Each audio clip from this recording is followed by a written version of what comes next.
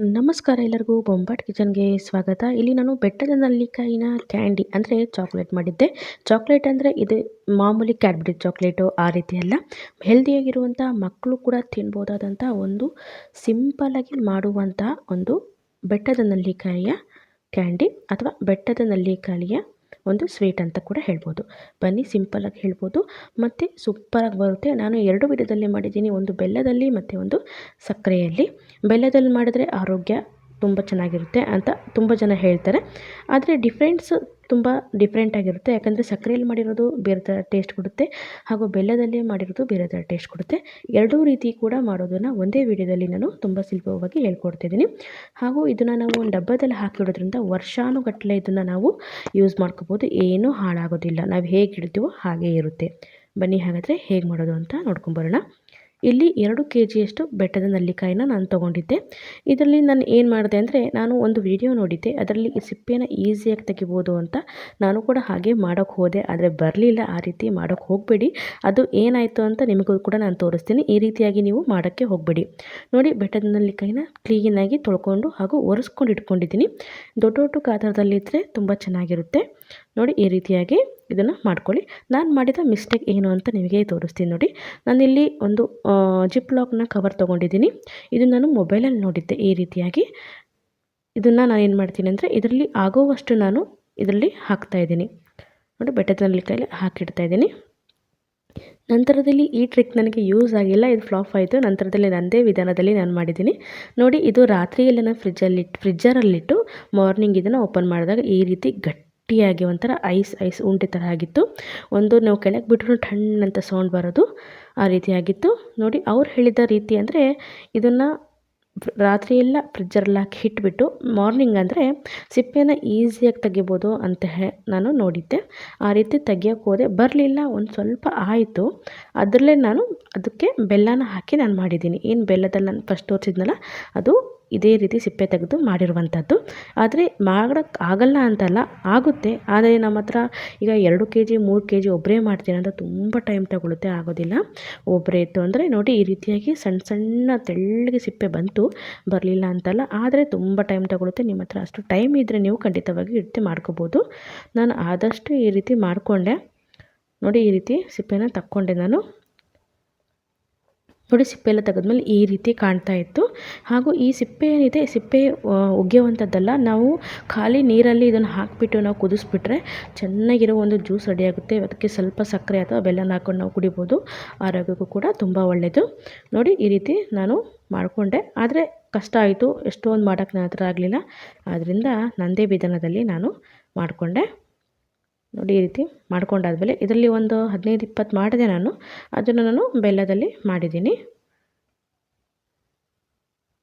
ನೋಡಿ, ಈ ರೀತಿ ಆದಮೇಲೆ ಮತ್ತೇನಾಗುತ್ತೆ ಅಂದರೆ, ತುಂಬ ಜನ ಇದ್ದರು ಅಂದರೆ ಈ ರೀತಿ ಸಿಪ್ಪೆ ತೆಗೆಯೋಕ್ಕೆ ಈಸಿ ಆಗುತ್ತೆ. ಇಲ್ಲಾಂದರೆ ನಾವು ಒಂದೊಂದೇ ತೊಗೊಂಡು ಈ ಥರ ಮಾಡ್ತೀವಿ ಅಂದರೆ, ಈಗ ನೋಡಿ, ಅಲ್ಲಿ ಪಕ್ಕದಲ್ಲಿ ಇಟ್ಟಿರೋದು ಎಲ್ಲ ಒಂಥರ ಮೆಲ್ಟ್ ಆಗಿ ಶುರುವಾಗಿ ನೀರು ಬಿಟ್ಕೊಳ್ಳೋಕೆ ಶುರು ಆಗಿಬಿಡುತ್ತೆ. ಆದ್ದರಿಂದ ಇದು ಕಷ್ಟ ಅನಿಸ್ತು ನನಗೆ. ನಾನು ಮಾಡೋಕ್ಕೆ ಹೋಗಲಿಲ್ಲ, ಇಷ್ಟಕ್ಕೆ ಕೈ ಬಿಟ್ಟೆ. ನೋಡಿ, ನಾನು ಮಾಡ್ಕೊಂಡಿರುವಂಥದ್ದು ಇಷ್ಟು ಸಿಪ್ಪೆ ತೆಗೆದೆ. ಇದಕ್ಕೆ ನನಗೆ ಏನಿಲ್ಲ ಅಂದರೂ ಒಂದು 3/4 ಗಂಟೆ ಆಯಿತು. ಈ ರೀತಿ ಒಂದು 10-15 ಮಾಡಿಕೊಂಡೆ. ನಂತರದಲ್ಲಿ ಎಲ್ಲನೂ ತೊಗೊಂಡೋಗಿ ಮತ್ತೆ ನಾನು ನೀರಲ್ಲಿ ಹಾಕಿಬಿಟ್ಟೆ ಅದನ್ನು. ಯಾಕಂದರೆ ಗಟ್ಟಿಯಾಗಿದ್ವಲ್ಲ, ಮೆತ್ತಗಾಗಲಿ ಅಂತ. ನೋಡಿ, ಪಕ್ಕದಲ್ಲಿರೋದು ಅದು ನಾನು ಸಿಪ್ಪೆ ತೆಗೆದಿರುವಂಥದ್ದು. ನೋಡಿ, ಸಿಪ್ಪೆ ತೆಗೆದಿರುವಂಥದ್ದು ಇದನ್ನು ನಾನು ಬೆಲ್ಲದಲ್ಲಿ ಮಾಡ್ತಿದ್ದೀನಿ. ನಂತರದಲ್ಲಿ ಈ ಕೆಳಗಿರುವಂಥದ್ದು ಇದು ನಾವು ಫ್ರಿಜ್ಜಲ್ಲಿ ಇಟ್ಟಿದ್ವಲ್ಲ ಅದು. ಇದು ಸಿಪ್ಪೆ. ಈ ಸಿಪ್ಪೆನ ನೀರಲ್ಲಿ ಹಾಕಿ ಚೆನ್ನಾಗಿ ಕುದಿಸಿದೆ ಸೂಪರಾಗಿರುವಂಥ ಒಂದು ಜ್ಯೂಸ್ ರೆಡಿ ಆಗುತ್ತೆ. ಅದಕ್ಕೆ ಸಕ್ಕರೆ ಅಥವಾ ಬೆಲ್ಲ ಹಾಕೊಂಡು ಕುಡಿಬೋದು ನೀವು. ನಂತರ ಇದನ್ನು ಒಂದು ಅರ್ಧ ಗಂಟೆ ಬಿಟ್ಟಿದ್ದೀನಿ ನೀರಲ್ಲಿ ನಾನು. ಚೆನ್ನಾಗದು ಕರಗಲಿ, ಐಸ್ ಆಗಿರೋದೆಲ್ಲ ಕರಗಲಿ ಅಂತ. ನಂತರದಲ್ಲಿ ಒಂದು ಇಡ್ಲಿ ಪಾತ್ರೆ ತೊಗೊಂಡು ಅದಕ್ಕೆ ಒಂದು ಪ್ಲೇಟ್ನ ಇಟ್ಬಿಟ್ಟು, ಈಗ ಅದು ಐಸ್ ಥರ ಆಗಿತ್ತು ಎಲ್ಲ ಕರೆಕ್ಟಾಗಿ ನಾರ್ಮಲ್ ಒಂದು ಟೆಂಪ್ರೇಚರ್ಗೆ ಬಂದಿದೆ. ಮಾಮೂಲಿ ಹೇಗಿತ್ತು ನಮ್ಮ ಬೆಟ್ಟದ ನೆಲ್ಲಿಕಾಯಿ ಆ ರೀತಿ ಬಂದಿದೆ. ಈಗ ಇದನ್ನು ನೀರು ಬಿಸಿ ಮಾಡೋಕ್ಕೆ ಇಟ್ಟಿದ್ದೀನಿ. ಈಗ ನಾನು ಎಲ್ಲ ಒಂದು ಬೆಟ್ಟದ ನೆಲ್ಲಿಕಾಯಿನೂ ಇದಕ್ಕೆ ಹಾಕಿಬಿಟ್ಟು ಈಗ ಕನಿಷ್ಠ ಒಂದು 15-20 ನಿಮಿಷ ಇದನ್ನು ನಾನು ಬೇಯಿಸಿದ್ದೀನಿ. 10 ನಿಮಿಷ ಬಿಟ್ಟಿದ್ರೆ ಸಾಕು ಅಂತಾರೆ. ಆದರೆ ಬೆಟ್ಟದ ನೆಲ್ಲಿಕಾಯಿ ಸ್ವಲ್ಪ ದೊಡ್ಡದ್ರೆ ಟೈಮ್ ತಗೊಳುತ್ತೆ ಅದು ಸ್ವಲ್ಪ ಬೇಯೋದಕ್ಕೆ. ನೋಡಿ, ಈ ರೀತಿ ಹಾಕಿಬಿಟ್ಟು ನಾನು ಮೀಡಿಯಮ್ ಒಂದು ಫ್ಲೇಮ್ನಲ್ಲಿ, ಅಂದರೂ ಜಾಸ್ತಿ ಹೈ ಲೆವೆಲಲ್ಲ, ಮೀಡಿಯಮ್ ಫ್ಲೇಮ್ನಲ್ಲಿ ನಾನು ಇದನ್ನು 15-20 ನಿಮಿಷ ಇದನ್ನು ಚೆನ್ನಾಗಿ ಬೇಯಿಸ್ಕೊಂಡಿದ್ದೀನಿ.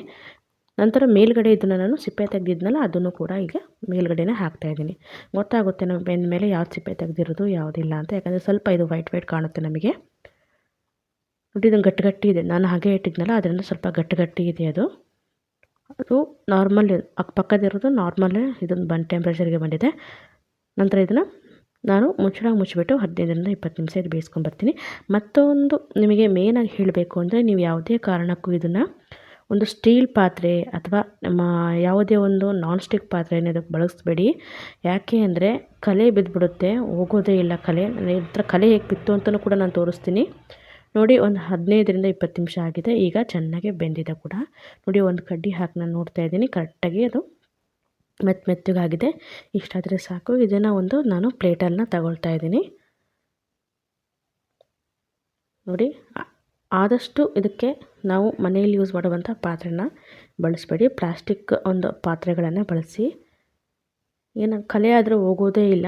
ನಾನು ತೋರಿಸ್ತೀನಿ, ನಾನು ಓವನಲ್ಲಿಡೋ ಒಂದು ಟ್ರೈನ್ ತೊಗೊಂಡಿದ್ದೆ, ಆ ಟ್ರೈನ ಗತಿ ಏನಾಗಿದೆ ಅಂತ ನಿಮಗೂ ಕೂಡ ತೋರಿಸ್ತೀನಿ. ನೋಡಿ ಎಲ್ಲನೂ ತಗೊಂಬಂದಿದ್ದೀನಿ. ಸ್ವಲ್ಪ ತಣ್ಣಗಾಗಿದೆ, ಜಾಸ್ತಿ ತಣ್ಣಗಾಗೋದು ಬೇಡ. ಸ್ವಲ್ಪ ತಣ್ಣಗಾದ್ಮೇಲೆ ನಾವು ಇದನ್ನು ಕೈಯಿಂದನೇ ಆರಾಮಾಗಿ ಸುಲಿಬೋದು. ನೋಡಿ ಈ ರೀತಿ ಸುಲಿದ್ಬಿಟ್ರೆ ಒಂಥರ ಆ್ಯಪಲ್ ಸುಲ್ದಂಗೆ ಇರುತ್ತೆ, ಚೆನ್ನಾಗಿ ಬರುತ್ತೆ. ನಾವೇನು ಕಟ್ ಮಾಡೋದು ಬೇಡ, ಕರೆಕ್ಟಾಗಿ ಅದೇ ಒಂದು ಗ್ಯಾಪ್ ಇಟ್ಕೊಂಡಿರುತ್ತೆ. ಈ ರೀತಿಯಾಗಿ ಕಟ್ ಮಾಡಿದ್ರೆ ಸಾಕು. ಹಾಗೂ ಬೀಜನ ಹೊಸಾಕಬೇಡಿ. ಬೀಜನೂ ಕೂಡ ನಾವೇನು ಸ್ಟಾರ್ಟಿಂಗ್ಗೆ ಸಿಪ್ಪೆ ತೆಗೆದಿದ್ವೋ ಅದ್ರ ಜೊತೆನೇ ಹಾಕಿ ಕುದಿಸ್ಬಿಟ್ರೆ ಅದನ್ನು ಕೂಡ ಜ್ಯೂಸಿಗೆ ರೆಡಿಯಾಗುತ್ತೆ. ನೋಡಿ ಈ ರೀತಿ ತೆಗಿಯೋಕ್ಕೆ ಬರೋದಿಲ್ಲ, ಸುಮ್ಮನೆ ಪ್ರಯತ್ನ ಪಡಬೇಡಿ. ನೋಡಿ ಇದನ್ನು ನಾನು ಒಂದು ಬೌಲಿಗೆ ಹಾಕಿಡ್ತೀನಿ ಎಲ್ಲನೂ. ನಂತರದಲ್ಲಿ ಜ್ಯೂಸನ್ನ ರೆಡಿ ಮಾಡ್ಕೊಳ್ತೀನಿ, ಅದಕ್ಕೆ ಸಪ್ರೇಟಾಗಿ ಅದನ್ನು ವಿಡಿಯೋ ಮಾಡಿಲ್ಲ ನಾನು. ನೋಡಿ ಇಲ್ಲಿ ಸಿಪ್ಪೆ ತೆಗೆದಿರುವಂಥದ್ದು ಯೆಲ್ಲೋ ಬೌಲಲ್ಲಿದೆ, ಇದು ಸಿಪ್ಪೆ ಇರುವಂಥದ್ದು. ಈಗ ಸಕ್ಕರೆ ಮತ್ತು ಬೆಲ್ಲದಲ್ಲಿ ನಿಮಗೆ ಹೇಗೆ ಮಾಡೋದು ಅಂತ ತೋರಿಸ್ತಿದ್ದೀನಿ. ನೋಡಿ ಸಕ್ಕರೆ ತೊಗೊಂಡಿದ್ದೀನಿ, ಬೆಲ್ಲ ತೊಗೊಂಡಿದ್ದೀನಿ. ಆದಷ್ಟು ಪ್ಲಾಸ್ಟಿಕ್ ಪಾತ್ರೆಗಳನ್ನು ಬಳಸಿ ಅಂತ ಹೇಳ್ತಾ ಇದ್ದೀನಿ. ನೋಡಿ ಈಗ ಫಸ್ಟಿಗೆ ನಾನು ಮಾಡ್ತಿದ್ದೀನಿ ಇಲ್ಲಿ. ನೋಡಿ ಇದು ಸಿಪ್ಪೆ ತೆಗೆದಿರುವಂಥದ್ದು, ಕಲರ್ ಕೊಡಿ, ವೈಟ್ ಇದೆ. ಸ್ವಲ್ಪ ಟೇಸ್ಟು ಒಂದೇ ಇರುತ್ತೆ, ಆದರೆ ಕಲರ್ ಸ್ವಲ್ಪ ಚೇಂಜ್ ಆಗಿರುತ್ತೆ ಅಷ್ಟೇ. ನೋಡಿ ಇದನ್ನು ಒಂದು ಬೌಲ್ಗೆ ಹಾಕ್ತಾಯಿದ್ದೀನಿ ನಾನು. ಇದಕ್ಕೆ ಮೇಲಿಂದ ನಾನು ಇಲ್ಲಿ ತುರಿದಿರುವಂತಹ ಬೆಲ್ಲನ ತಗೊಂಡಿದ್ದೀನಿ. ಈ ಬೆಲ್ಲನ ಹೀಗೆ ಮೇಲ್ಗಡೆ ಹಾಕ್ತಾಯಿದ್ದೀನಿ. ಇದು ಕರೆಕ್ಟಾಗಿ ಒಂದು 20 ಇತ್ತು ಅಂದರೆ ಬೆಟ್ಟದ ನೆಲ್ಲಿಕಾಯಿ, ಇದರಲ್ಲಿ ನಾನು ಇದು ಮುಳುಗೋವಷ್ಟು ನಾನು ಬೆಲ್ಲನ ಹಾಕ್ತಾಯಿದ್ದೀನಿ. ಅಂದರೆ ಅಳತೆ ಏನು ತೊಗೊಂಡಿಲ್ಲ ನಾನು, ಅಂದಾಜು ಮೇಲೆ ಹಾಕಿರೋದು. ನೀವು ಕೂಡ ಅಂದಾಜು ಮೇಲೆ ಹಾಕ್ಬೋದು. ಅಂದಾಜು ಅಂದರೆ ಒಂದು ಸ್ವಲ್ಪ ಒಂದು 200 ಗ್ರಾಮ್ ಆಗಿರ್ಬೋದೇನೋ ಅಷ್ಟೇ, ಜಾಸ್ತಿ ಅಲ್ಲ. ನಿಮಗೆ ನಿಮ್ಮ ಬೆಲ್ಲ ಅಥವಾ ಸಕ್ಕರೆ ಜಾಸ್ತಿ ಹಾಕಿದ್ದೀವಿ ಅಂತ ಅನಿಸಿದ್ರೂ ಏನೂ ಪ್ರಾಬ್ಲಮ್ ಇಲ್ಲ. ನಮಗೆ ಒಂದು ಬೆಟ್ಟದ ನೆಲ್ಲಿಕಾಯಿ ಎಷ್ಟು ಬೇಕೋ ಅಷ್ಟು ಹೀರ್ಕೊಂಡು ಉಳಿದಿರುವಂಥ ರಸನ ಬಿಟ್ಕೊಂಡಿರುತ್ತೆ. ಆ ರಸನ ನಾವು ಯಾವುದಾದ್ರು ಒಂದು ಗ್ಲಾಸಿಗೆ ಹಾಕ್ಕೊಂಡು ಕುಡಿದ್ರೆ ತುಂಬ ಚೆನ್ನಾಗಿರುತ್ತೆ. ಮತ್ತು ನೀರು ಮಿಕ್ಸ್ ಮಾಡಬೇಕು, ಹಾಗೆ ಕುಡಿಯೋಕ್ಕಂತೂ ಆಗಲ್ಲ, ತುಂಬ ಹುಳಿ ಸಿಹಿಯಾಗಿರುತ್ತೆ. ಅದರಿಂದ ಜಾಸ್ತಿ ಹಾಕಿದ್ರು ಅಂತ ಏನೂ ತೊಂದರೆ ಇಲ್ಲ. ನೋಡಿ ನಂತರದಲ್ಲಿ ನಾನು ಇಲ್ಲಿ ಮೇಲ್ಗಡೆ ಬೆಲ್ಲ ಹಾಕಿದ್ಮೇಲೆ ಅದನ್ನು ಮತ್ತೆ ಮಿಕ್ಸ್ ಮಾಡಿಲ್ಲ, ಹಾಗೆ ಪಕ್ಕದಲ್ಲಿ ಇಟ್ಟಿದ್ದೀನಿ. ಈಗ ಒಂದು ಡಬ್ಬಿಯಲ್ಲಿ ನಾನು ಸಿಪ್ಪೆ ಇರುವಂಥದ್ದು ಹಾಕ್ಕೊಳ್ತಾ ಇದ್ದೀನಿ. ಇದನ್ನು ಉಪ್ಪಿನಕಾಯಿ ಮಾದರಿಯಲ್ಲಿ ಹಾಕ್ಕೊಳ್ತೀನಿ. ಅಂದರೆ ಒಂದು ಲೇಯರ್ ಸ್ವಲ್ಪ ಬೆಟ್ಟದ ನೆಲ್ಲಿಕಾಯಿ ಹಾಕಿಬಿಟ್ಟು ನಂತರದಲ್ಲಿ ಸ್ವಲ್ಪ ಸಕ್ಕರೆ ಆ ರೀತಿಯಾಗಿ ಹಾಕ್ಕೊಳ್ತಾ ಹೋಗ್ತಿದ್ದೀನಿ. ನೋಡಿ ಒಂದು ಲೇಯರ್ನ ಕೆಳಗಡೆ ಹಾಕ್ಕೊಳ್ತಾ ಇದ್ದೀನಿ. ಇದು ಪೂರ್ತಿ ತಣ್ಣಗಾಗಿದೆ, ಬಿಸಿ ಇದ್ದಾಗೆ ಹಾಕೋಕ್ಕೆ ಹೋಗ್ಬೇಡಿ. ತಣ್ಣಗಾದ್ಮೇಲೆ ಹಾಕಿ. ನೋಡಿ ಒಂದು ಲೇಯರ್ ಆಗಿದೆ. ಈಗ ಸಕ್ಕರೆನ ಹಾಕ್ಕೊಳ್ತಾ ಇದ್ದೀನಿ ಮೇಲ್ಗಡೆ. ಇದನ್ನು ಕೂಡ ಅಂದಾಜು ಮೇಲೆ ಹಾಕಿರೋದು ನಾನು. ಸಕ್ಕರೆ ಅಷ್ಟೇ ಹಾಕಬೇಕು ಇಷ್ಟೇ ಹಾಕಬೇಕು ಅಂತಿಲ್ಲ, ನಡೆಯುತ್ತೆ. ಅಕಸ್ಮಾತ್ ಜಾಸ್ತಿ ಆದ್ರೂ ಏನೂ ಪ್ರಾಬ್ಲಮ್ ಇಲ್ಲ. ಉಳಿದಿರುವಂಥದ್ದು ಅದು ದ್ರವದ ರೂಪದಲ್ಲಿ ಕೆಳಗಡೆ ಉಳಿಯುತ್ತೆ. ನೋಡಿ ಉಪ್ಪಿನಕಾಯಿ ನಾವು ಹೇಗೆ ಅಪ್ಪೆ ಮಿಡಿ ಉಪ್ಪಿನಕಾಯಿ ಹಾಕೋದೆಲ್ಲ ನಾನು ವೀಡಿಯೋ ಮಾಡಿ ತೋರಿಸಿದ್ದೀನಿ, ಅದೇ ರೀತಿಯಾಗಿ ಕೂಡ ನಾನು ಇದನ್ನು ಹಾಕ್ತಾಯಿದ್ದೀನಿ.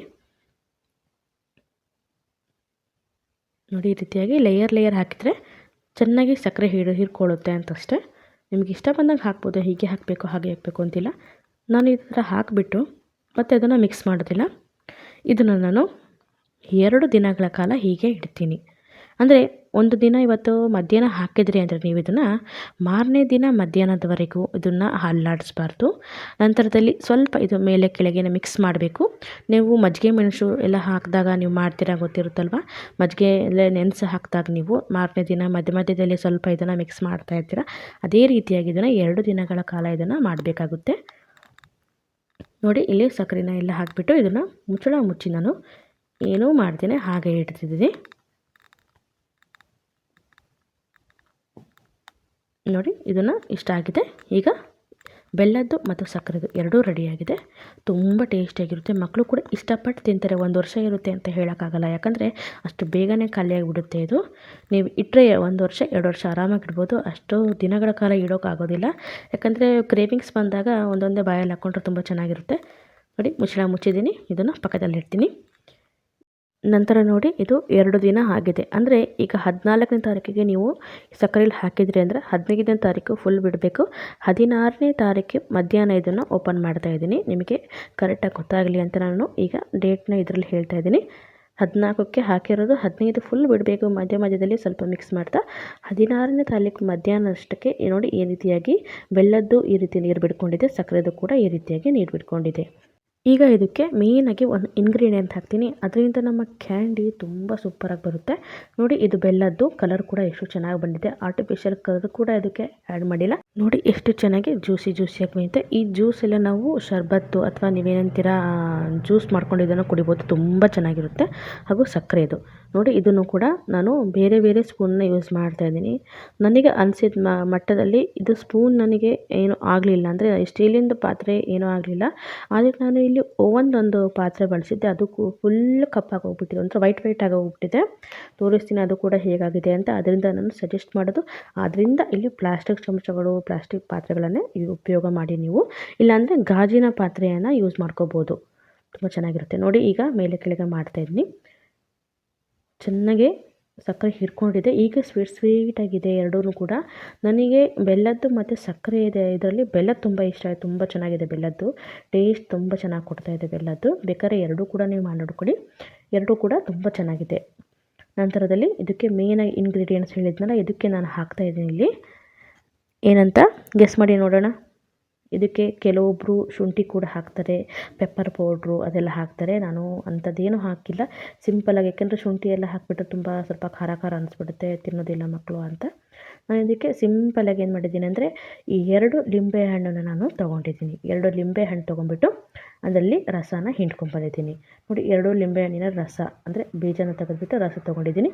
ಇದನ್ನು ನಾನು ಇಲ್ಲಿ ಸಕ್ಕರೆದು ಮಾಡಿದ್ದೀನಿ, ಅದಕ್ಕಷ್ಟೇ ಹಾಕ್ತಾಯಿದ್ದೀನಿ, ಬೆಲ್ಲದಕ್ಕೆ ಹಾಕ್ತಾಯಿಲ್ಲ ನಾನು. ಬೆಲ್ಲದ ಪ್ಲೇನಾಗಿ ಮಾಡಿದ್ದೀನಿ.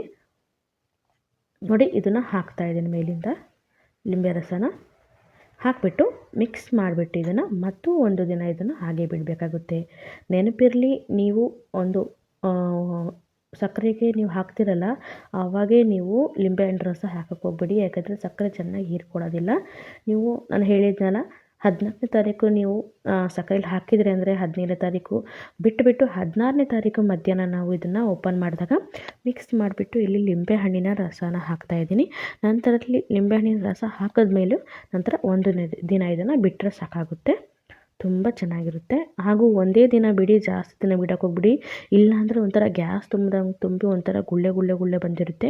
ತೋರಿಸ್ತೀನಿ ನಿಮಗೆ, ಅದನ್ನು ಕೂಡ ತೋರಿಸ್ತೀನಿ. ನೋಡಿ, ಈಗ ಚೆನ್ನಾಗಿ ಮಿಕ್ಸ್ ಆಗಿದೆ. ಇದನ್ನು ಮುಚ್ಚಳ ಮುಚ್ಚಿ ಪಕ್ಕದಲ್ಲಿ ಇಡ್ತೀನಿ. ಹಾಗೆ ಮತ್ತು ಇಲ್ಲಿ ಬೆಲ್ಲದ್ದು ಕೂಡ ಮಾಡಿದ್ದೀನಲ್ಲ, ಇದಕ್ಕೆ ನಾನು ಯಾವುದೇ ಲಿಂಬೆ ರಸನ ಆ್ಯಡ್ ಮಾಡ್ಕೊಂಡಿಲ್ಲ. ಬೇಕಾದರೆ ನೀವು ಶುಂಠಿ ಪೌಡ್ರು, ಪೆಪ್ಪರ್ ಪೌಡ್ರು ಅವನ್ನ ಯೂಸ್ ಮಾಡ್ಕೋಬೋದು. ನಾನೇನೂ ಹಾಕಲಿಲ್ಲ.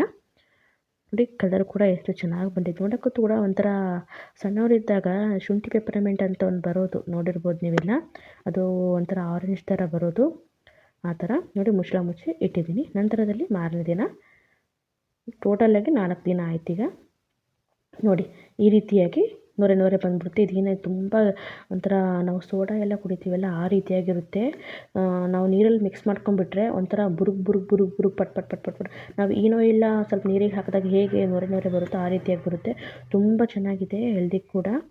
ನೋಡಿ, ಇದನ್ನು ನಾನು ರಸನ ಎಲ್ಲ ತಗೊಳ್ತಾ ಇದ್ದೀನಿ. ಒಂದು ಸ್ಟ್ರೈನರಿಗೆ ಹಾಕಿಬಿಟ್ಟು ಜರಡಿಗೆ ಹಾಕಿ ರಸನ ತಗೊಳ್ತಾ ಇದ್ದೀನಿ. ಈ ರಸನ ಯಾವುದೇ ಕಾರಣಕ್ಕೂ ಒಗಿಬೇಡ್ರಿ. ತುಂಬ ಹೆಲ್ದಿ. ಬೆಳಗ್ಗೆ ಎದ್ದ ಕೂಡಲೇ ಖಾಲಿ ಹೊಟ್ಟೆಯಲ್ಲಿ ಇದನ್ನು 1 ಲೋಟ ನೀರಿಗೆ ಒಂದೇ ಒಂದು ಬೂಚ್ ಹಾಕಿದ್ರೆ ಸಾಕು, ಇಲ್ಲಾಂದರೆ 2 ಚಮಚ ರಸ ಹಾಕಿದರೆ ಸಾಕು. ತುಂಬ ಚೆನ್ನಾಗಿರುತ್ತೆ. ಒಂಥರ ಏನೋ ಯಾವುದೋ ಒಂಥರ ಜ್ಯೂಸ್ ಕುಡ್ದಂಗೆ ಆಗುತ್ತೆ. ಹೆಲ್ದಿ ಕೂಡ ಅಲ್ವಾ. ಅದರಿಂದ ನೋಡಿ, ಈ ಜ್ಯೂಸು ಯಾವುದೇ ಕಾರಣಕ್ಕೂ ಒಸಿಬೇಡ್ರಿ. ನಾನು ಇದನ್ನು ಬಾಟ್ಲಿಯಲ್ಲಿ ತುಂಬಿ ಫ್ರಿಜ್ಜಲ್ಲಿ ಇಟ್ಟಿದ್ದೀನಿ. ಫ್ರಿಜ್ಜಲ್ಲಿ ಇಟ್ಟರು ಕೂಡ ಏನಾಗುತ್ತೆ ಅಂದರೆ, ನಾವು ಮುಚ್ಚಳ ಓಪನ್ ಮಾಡಿದಾಗ ಜ್ಯೂಸ್ ಹೆಂಗೆ ಉಕ್ಕು ಬರುತ್ತಲ್ಲ, ಆ ರೀತಿಯಾಗಿ ಉಕ್ಕು ಬರ್ತಾ ಇದೆ. ಇದು ಅಂದರೆ ಅಷ್ಟು ಫ್ರೆಶ್ ಆಗಿದೆ ನಿಜವಾಗ್ಲೂ. ನೋಡಿ, ಈ ರೀತಿಯಾಗಿ ನಾನು ಮಾಡ್ಕೊಂಡಿದ್ದೀನಿ. ನಂತರದಲ್ಲಿ ಈ ಬೆಲ್ಲದ್ದು ಕೂಡ ಇದೇ ರೀತಿಯಾಗಿ ಮಾಡ್ಕೊಳ್ತೀನಿ. ನೋಡಿ, ಇಷ್ಟು ಜ್ಯೂಸ್ ಬಂದಿದೆ. ಇದು ಫುಲ್ ಹಾಕಿ ನೀರು ಇಳಿಬೇಕೀಗ. ನಮಗೆ ಪ್ರೋಸೆಸ್ ಸ್ವಲ್ಪ ಲಾಂಗ್ ಅನ್ನಿಸ್ಬೋದು, ಆದರೆ ತುಂಬ ಒಂದ್ಸರಿ ಮಾಡಿಕೊಂಡ್ರೆ ತುಂಬ ಚೆನ್ನಾಗಿರುತ್ತೆ. ನೋಡಿ, ಈಗ ಬೆಲ್ಲದ್ದು ಕೂಡ ಇದೇ ರೀತಿಯಾಗಿ ನಾನು ಸೋಸ್ಕೊಂಡು ಬರ್ತಿದ್ದೀನಿ. ನೋಡಿ, ಬೆಲ್ಲದ್ದು ಕೂಡ ನೋಡಿ ಯಾವ ರೀತಿಯಾಗಿ ಬುರುಕು ಬಂದಿದೆ ಅಂತ. ಅಂದರೆ ಕರೆಕ್ಟಾಗಿ 4 ದಿವಸ ಬಿಡ್ರಿ ನೀವು, ಇಲ್ಲಾಂದರೆ 3 ದಿವಸ ಬಿಟ್ಟರು ನಡೆಯುತ್ತೆ, ಏನಿಲ್ಲ, ತೊಂದರೆ ಇಲ್ಲ. ಆದರೆ ಒಂದು ನಿಂಬೆಹಣ್ಣು ಹಾಕಿದ್ಮೇಲೆ 1 ದಿವಸ ಬಿಟ್ಟರೆ ನಿಮಗೆ ಚೆನ್ನಾಗಿರುತ್ತೆ ಅಂತಷ್ಟೇ. ನೋಡಿ, ಇದನ್ನು ಕೂಡ ನಾವು ಈಗ ಸೋಸ್ಕೋಬೇಕು. ಸೋಸಾದ್ಮೇಲೆ ನೀರು ಅಂದರೆ ರಸ ಎಲ್ಲ ಕೆಳಗಡೆ ಇಳಿದೋಗ್ಬೇಕು. ಸ್ವಲ್ಪ ಒಣ ಆಗಬೇಕು. ಅಲ್ಲಿವರೆಗೂ ನಾವು ಇದನ್ನು ಮಾಡ್ಕೋಬೇಕು. ನಾನು ಇಲ್ಲಿ ವಿಡಿಯೋನ ಫಾಸ್ಟಾಗಿ ಓಡಿಸಿಲ್ಲ, ನಿಧಾನವಾಗಿ ತೋರಿಸಿದ್ದೀನಿ. ಅದರಿಂದ ನಿಮಗೆ ವಿಡಿಯೋ ಸ್ವಲ್ಪ ಲಾಂಗ್ ಅನ್ನಿಸ್ಬೋದು. ಅಂದರೆ ಪ್ರತಿಯೊಂದು ನಿಮಗೆ ಕರೆಕ್ಟಾಗಿ ತಿಳಿಯಲಿ ಅಂತ ಮಾಡಿದ್ದೀನಿ ನಾನು. ನೋಡಿ, ಇದು ಬೆಲ್ಲದ ನೀರು ಎಷ್ಟು ಚೆನ್ನಾಗಿದೆ. ಕಲರ್ ಕೂಡ ತುಂಬ ಚೆನ್ನಾಗಿದೆ. ನಂತರದಲ್ಲಿ ನೀರೆಲ್ಲ ಇಳಿದೋಗಲಿ. ಈಗ ನೋಡಿ, ನೀರೆಲ್ಲ ಕರೆಕ್ಟಾಗಿ ಇಳಿದೋಗಿದೆ. ಇದನ್ನು ನಾವೀಗ ಬಿಸಿಲಲ್ಲಿ 2 ದಿನಗಳ ಕಾಲ ಇದನ್ನು ಒಣಗಿಸ್ಬೇಕಾಗುತ್ತೆ. ನಾನು ಟೆರೇಸ್ಗೆ ತೊಗೊಂಡೋಗಿದ್ದೀನಿ. ನೋಡಿ, ಒಂದು ಶೀಟ್ನ ಹಾಕಿದ್ದೀನಿ. ನಂತರ ಒಂದು ಶುದ್ಧವಾದ ಒಂದು ಬಿಳಿ ಬಟ್ಟೆನ ಹಾಕಿದ್ದೀನಿ. ಇದ್ರ ಮೇಲೆ ನಾನು ಹಾಕ್ತಾಯಿದ್ದೀನಿ ಎಲ್ಲನೂ. ಬಿಸಿಲಲ್ಲಿ ಇದನ್ನು ಒಣಗಿಸ್ಬೇಕು. 2 ದಿನ ಬಿಸಿಲಲ್ಲಿ ಒಣಗಿಸಿದ್ರೆ ಸಾಕು. 3ನೇ ದಿನ ನಾವು ಇದನ್ನು ಮನೆಯ ಒಳಗೆ, ಅಂದರೆ ಮನೆಯ ಒಳಗೂ ಕೂಡ 2 ದಿನ ಇದನ್ನು ನಾವು ಒಣಗಿಸ್ಬೇಕಾಗುತ್ತೆ. ಬಿಸಿಲಲ್ಲಿ 2 ದಿನ ಸಾಕು. ಮತ್ತು ಇಲ್ಲಿ ನಾವು ಲಿಂಬೆ ರಸ ಯಾಕೆ ಹಾಕಿದ್ವಿ ಅಂತ ಹೇಳಿದ್ರೆ, ಮೇಯ್ನಾಗಿ ಕಪ್ಪಾಗೋದಿಲ್ಲ. ನೋಡಿ, ಲಿಂಬೆ ರಸ ಹಾಕಲಿಲ್ಲ ಅಂದರೆ ಇದೇನಿರುತ್ತೆ, ಕಪ್ಪಾಗಿಬಿಡುತ್ತೆ. ಆದ್ದರಿಂದ ನಾನು ಲಿಂಬೆ ರಸನ ಹಾಕಲಿಲ್ಲ.